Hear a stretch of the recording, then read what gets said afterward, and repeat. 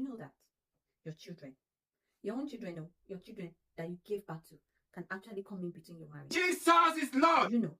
You don't know.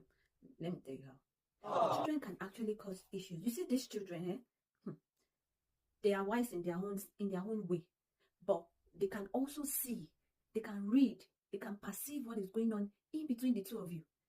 And once they notice that, okay, my mommy and my daddy do not agree on things, my mommy and my daddy are always arguing, my mommy and my daddy, they do things separately, then you see these children, they will play on that.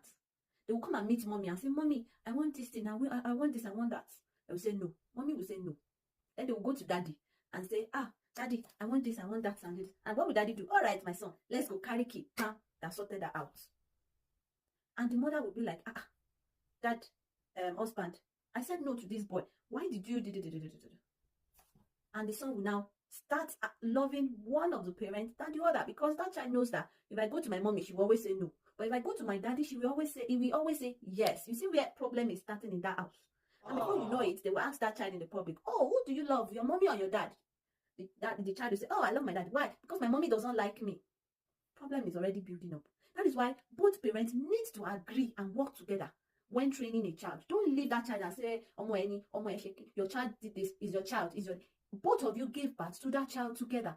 Both of you gave birth to that child together, not one person. So both of you must agree. If that child comes to mommy and say, mommy, I want this, and she says no, and she dance, carried the head and go to the father, daddy, I want, and he says no, that is no in that house for that thing.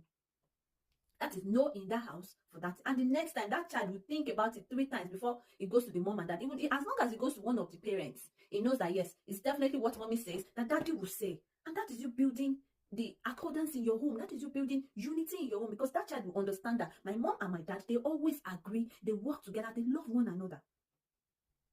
And you people that have that opinion that you can argue and disagree in front of your child, I greet you. I greet you very well. One day that child will turn around and come and be the source of you crashing your marriage. Because you see, these children, they learn by what they see. And they learn by the examples you give them. They learn by what they see you do. If you see a child that both parents, they love themselves to stupor, you will see it in that child, because that child will always be happy. That child will always be happy and want to talk about his or her parents to her friends. But when that house is calamity versus calamity, you see that child will always be keeping to him or herself. Aside from the fact that you are crashing your marriage, you are crashing your child. You are silently destroying that child and the future that child is planning to have.